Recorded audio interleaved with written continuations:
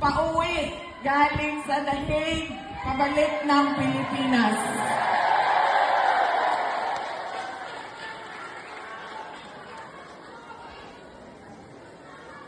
Ang ako ang pasalamat sa ato ang mayor sa syudad sa Lapu-Lapu City, si Ma'am Paz, Mayor Paz Radaza. Daghang salamat, Mayor, sa imuhang suporta kanako. Mahinumduman pa nako ang ako ang pagbisita sa inyong syudad tuong panahon sa Odette nga bagyo.